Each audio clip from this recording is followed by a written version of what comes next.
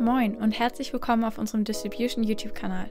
Wir machen hochwertige Rohstoffe online für dich verfügbar und zeigen dir heute, wie du aus unserem Raps-Kokoswachs wunderschön winterliche Schneeflockenkerzen herstellen kannst. Dafür benötigst du Raps-Kokoswachs 660 55M, BWR-Docht auf Rolle, Silikonformen, Dochthalter, eine Nähnadel und natürlich etwas zum Umrühren und einen Simmertopf oder Wasserbad.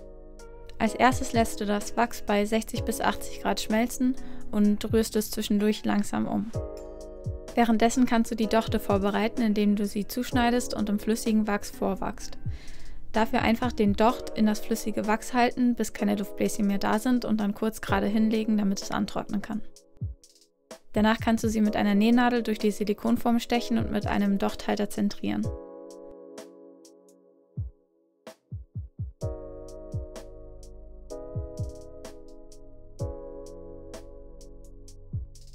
Unten kannst du sie noch mit Wachsklebeplättchen fixieren, damit auch wirklich nichts ausläuft. Zum Gießen empfehlen wir dir, das Wachs in eine Schmelzkelle umzufüllen, da es mit dem Simmertopf dann doch leicht daneben gehen kann, wie man vielleicht auf der rechten Seite erkennen mag. Die Kerzen am besten über Nacht aushärten lassen und dann vorsichtig in Form. Dafür kannst du die Silikonform vorsichtig auseinanderziehen und dann die Kerze langsam und vorsichtig aus der Form hinausdrücken.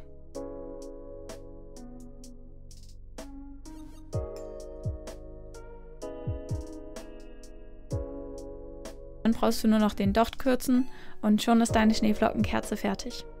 Wir würden uns freuen, eure Schneeflockenkerzen aus unserem Wachs zu sehen. Schickt uns gerne Bilder bei Instagram oder markiert uns in euren Beiträgen. Wir wünschen weiterhin eine wunderschöne Winterzeit und ganz viel Freude beim Kerzengießen.